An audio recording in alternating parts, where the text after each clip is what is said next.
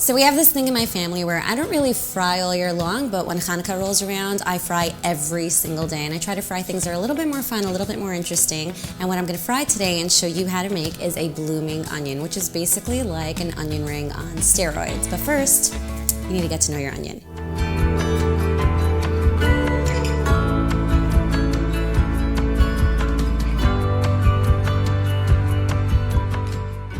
Now you can use any size onion that you like, and every onion has a top end and a root end. The root end here is what holds everything together, and this is what makes sure that your onion doesn't fall apart when you're frying it.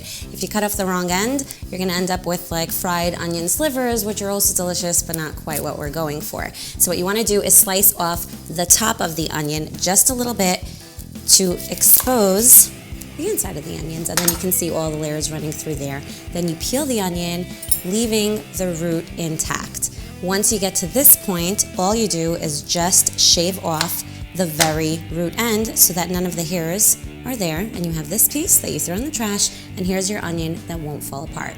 And now to turn this into this, we have a little cutting technique that I'll show you. You may have tried to do this before and you failed and you're probably discouraged, but don't be, because I'll show you how to do it right. Instead of going from the top of the onion down and not cutting all the way through to the root, we're gonna flip the script and start right here, cutting straight through there. And go one cut in, all the way across.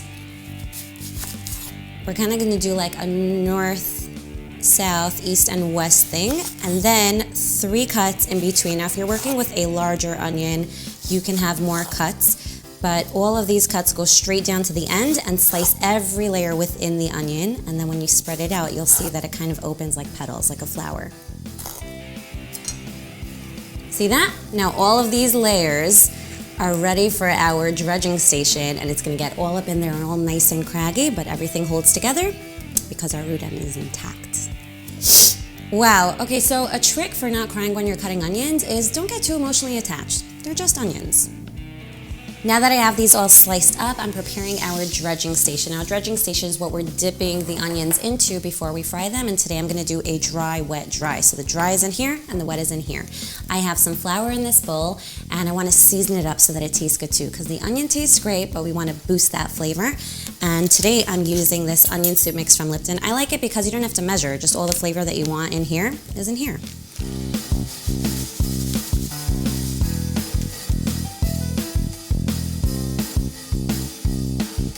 Okay, so we've got our dry mix ready here, and now for our wet mix, I'm gonna beat these eggs and add in some milk. Now this could be dairy or non-dairy, either one is fine. This is where things get a little bit messy. Roll up your sleeves, go for the gloves if you want to. You wanna open the onions so that you can get the flour mixture in between all of the petals there. So give it like a nice shake, add more on top, shake it up, toss it around. Just be careful not to tear off any of the petals because you want them all to be in there.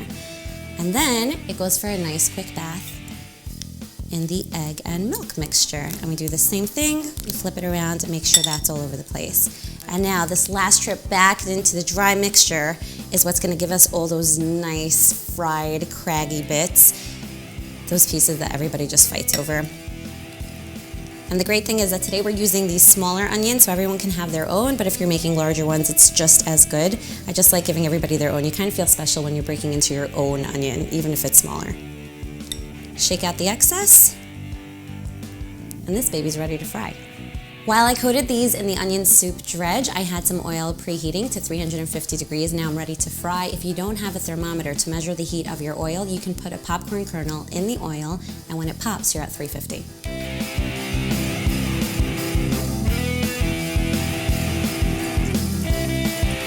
While my onions are frying and the house already smells so good, I don't want to wait an extra second to eat it, so I'm just going to throw together a quick dipping sauce. In this bowl I've got some mayo, add to that some spicy brown mustard and some honey. This is about equal parts, so if you need a large amount, just multiply everything. I would say that this is about 2 tablespoons, and give it a nice quick stir.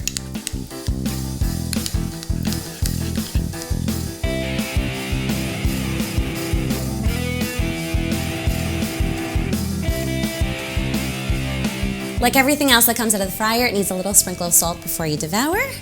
And then go for it. There is nothing dainty about this. You tear one off, like that. Give it a nice quick dip and enjoy. Oh, that's so good.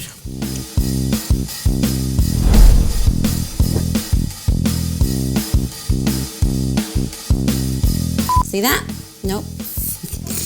Is that fine? Look how pretty! Dry, wet mix. No, you're not. Heat our oil to 3. I'm just not making sense. Okay.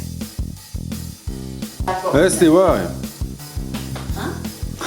Okay, I'm good. Good or no good? Do it again or not? Is that like not a good ending? Because I can do that again happily a million times.